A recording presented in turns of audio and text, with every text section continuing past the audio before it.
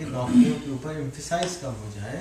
जो हमारी जो तालीम स्कूलों में दी जा रही थी, वो तालीम में भी नाकसी ये थी कि वो जॉब्स के लिए तैयार किया जा रहा था, वो कारोबार के लिए तैयार भी नहीं कर रहे थे। अब कोशिश पूरी दुनिया की हुकूमतों की ये हो गई है कि लोगों को कारोबार के लिए तैयार किया जाए कि ये इनोवेटर बने, ये जॉब देने वाले बने, जॉब लेने वाले ना बने। मगर मजे की बात यह है कि मैं तो बिल्कुल फुटपाथ का आदमी हूँ ना, बिल्कुल रोड मास्टर हूँ। मेरी अपनी राय ये है कि जो भी कारोबार करना चाहता है उसके पास 3 वो होते हैं हर्डल्स। वो नहीं समझता है कि कारोबार करने के लिए बहुत पैसे की जरूरत है, वही समझता है। हाँ, है ना। दूसरी बात ये है कि वही समझते हैं कि जिस दिन मैं कारोबार करूँगा बूम हो जाएगा, मैं सब कुछ कामयाब हो जाऊँगा। मैं उनको ये समझाता हूँ, मेरी तीसरा हर्डल ये है कि मैं करूँ ना करूँ, फेल ना हो जाऊँ, करूँ ना। मैं उनको ये बोलता हूँ कि दुनिया का कोई भी काम करने के लिए सबसे पहले जो इम्पोर्टेंट चीज़ है वो ये है कि जो पास्ट एक्सपीरियंस है वो अपना एसेट बनाओ। अगर आप मैं सप्लायर हूँ, आप परचेजर हैं, 20 साल से आप इस फील्ड में हैं। अब आप परचेजर हो गए ना, अब आप इससे अलाइड लाइन पकड़ें, इससे करीब लाइन पढ़ें। और मैं अभी भी आपको बता रहा हूँ, इतना शानदार जॉब है, आप पता नहीं, मैं आपके उसमें तो नहीं आता, लेकिन हर तीसरे आदमी से मैं कह रहा हूँ। लेकिन वही बात है कि एक कान तो सुनता दूसरा। कोई भी आदमी इस वक्त आइडियल काम है, अमेरिका में भी है और बाहर की कंट्री में भी है। आपके कुछ थोड़े बहुत पैसे हैं ना, आप किसी भी एक कंपनी में चले जाएं कि भाई हम आपका काम A to Z, आपकी परचेजर मैं करूँगा। जो सामान ये प्याली आप मंगाएंगे ना, और जहाँ से मंगाएंगे वो बिल मैं लेकर आऊँगा, आपको उधार दूंगा, 10% चार्ज करूँगा।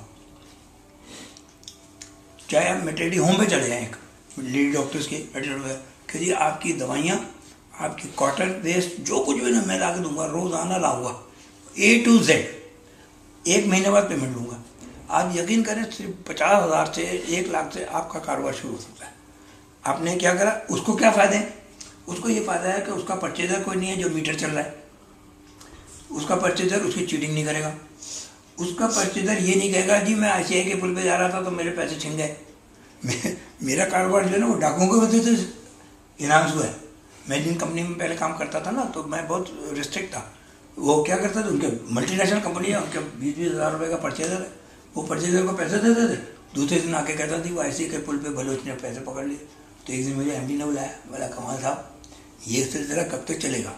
मैंने कहा साहब मैं तो गरीब आदमी हूँ, मुझे क्या मालूम।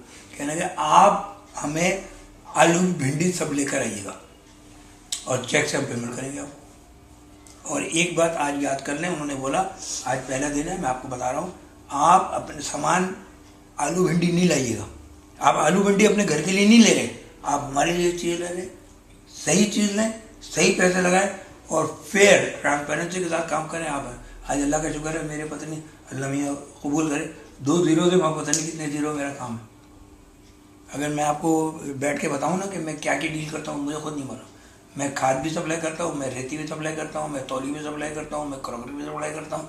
वो मजाक कर रहा हूँ कि चीज़ें 2-3 चीज़ें रह गई हैं जो नहीं सप्लाई करता, जो W से शुरू होती है। समझ गया?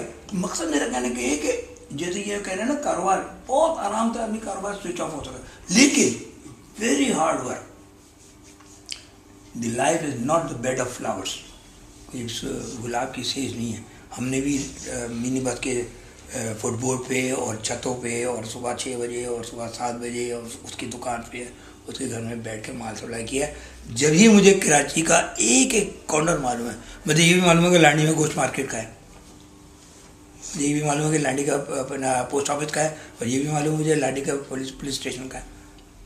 और अभी आपको मैं आखिरी बात बताऊँ बड़े मजे की, मेरी भी नॉलेज में इजाफा हुआ कि मैं देखने जाऊँगा, कराची में एक कॉलोनी है, उसका नाम है कुंवारी कॉलोनी। मैंने कहा ये तो वर्जिन कॉलोनी है, ये तो जरूर देख कर आया है। मरने से पहले, मरने के बाद सोचेंगे यार क्या क्या नहीं देखा, तो कराची में ये तो देख लिया। अब आपको मैं बताऊँ, आपको शायद याद नहीं हो कराची में कितने गोट हैं जिनके आप नाम लेते हैं।